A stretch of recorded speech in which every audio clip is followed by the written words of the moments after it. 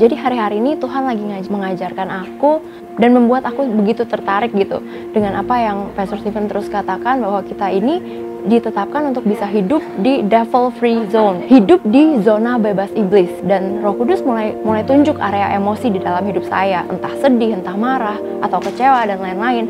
Tidak wajar ya kalau saya bilang saya hidup di dalam Tuhan, tapi emosi negatif masih sempat bisa masuk. Pastor Stephen sempat berkata untuk coba pelajari Mazmur 149, dan saya di situ melihat bahwa ternyata kehidupan yang penuh sorak-sorai, penuh puji-pujian, dan penuh tari-tarian itu adalah senjata yang sangat ampuh untuk kita bisa mulai hidup di dunianya Tuhan. Ketika saya mulai ambil keputusan, saya mau praktekkan ini, saya mulai mengalami ada perbedaan kehidupan yang sangat drastis.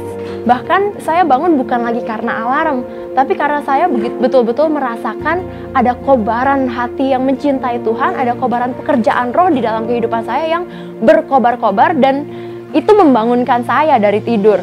Dan luar biasanya di dalam pekerjaan saya menjadi guru, selain pekerjaan saya jadi tambah maksimal, karena hati saya penuh dengan sukacita, tiba-tiba pekerjaan jadi lebih cepat selesai. Ketika saya berinteraksi dengan anak-anak yang ada juga, biasanya beragam emosi yang mereka bawa, kadang-kadang itu masih bisa masuk dan mempengaruhi kehidupan saya. Tapi ketika mulai mempraktekkan hal ini, saya merasa bahwa saya ini sedang membawa arus luapan sukacita yang begitu besar. Jadi tadinya beragam emosi yang mereka bawa bisa mempengaruhi saya, tapi sekarang kondisi sudah berbalik. Sekarang saya yang mempengaruhi mereka karena saya sudah membawa aliran sungai kehidupan yang besar itu.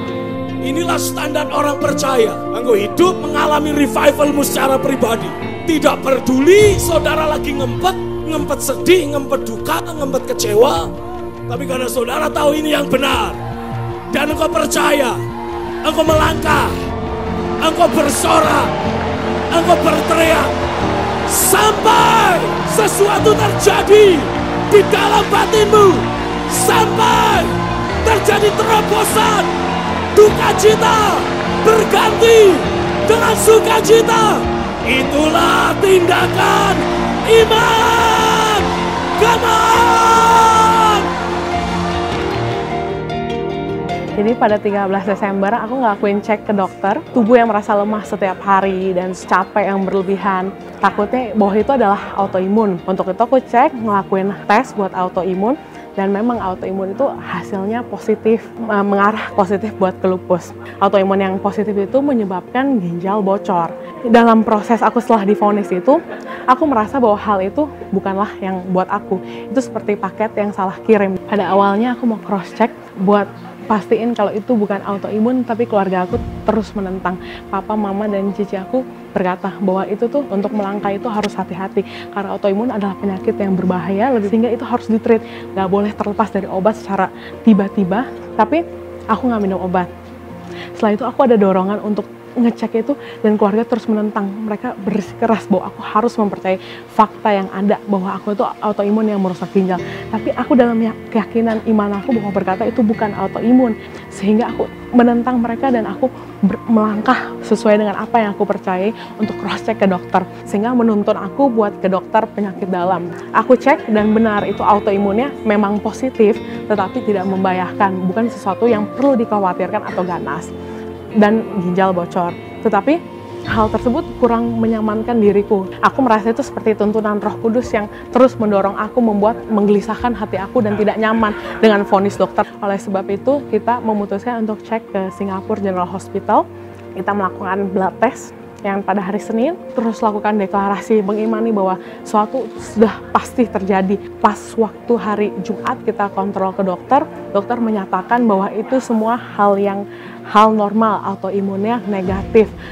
Segala macam antibodi yang bereaksi yang menunjukkan ke arah lupus itu semua tidak ada, dan memang ginjal bocor tersebut disebabkan oleh karena berat badan yang berlebih, sehingga dituntut untuk lebih sering berolahraga dan vitamin D yang anjlok, sehingga perlu olahraga yang lebih lagi dengan minum vitamin. Tapi untuk autoimun penyakit berbahaya itu tidak ada. Aku dibuktikan sehat 100%. Itu karena penyertaan Tuhan dan pengurapan Tuhan aja yang nyata dalam kehidupan aku, sehingga hasil di Singapura itu dinyatakan negatif. Sehingga keluarga aku yang hati keras bagaimanapun, mereka mulai mempercayai bahwa iman yang aku tunjukin bahwa adalah iman yang gila. Mereka melihat bahwa pembuktian dan penyertaan Tuhan itu nyata. Walaupun itu cost your life, tapi aku tetap mau berpegang teguh akan janji Tuhan, sehingga mereka berkata, aku mau belajar untuk mempunyai iman dan membangun iman yang seperti itu. Kakak aku juga sudah mulai mau untuk diajak untuk bergabung ke gereja sini. Dia pengen untuk melihat apa yang diajarkan sehingga bisa terbangun iman yang begitu kuat, terlihat sebagai pribadi yang berbeda, yang terlihat sebagai pribadi yang bergantung penuh terhadap Tuhan, tidak mempercayai fakta yang ada, tapi terus berpegang pada janji bahwa aku adalah ciptaan baru yang mempunyai dan diberkati oleh kesehatan ilahi. Aku akan mengubah ratapanmu menjadi sorak-sorai kemenangan. Aku mengubah ratapanmu menjadi tarian kemenangan. Terjadilah! Terjadilah! Terjadilah! Ratap tangis menjadi sorak kemenangan. Tarian puji-pujian tercurah! Tercurah! Tercurah! Ada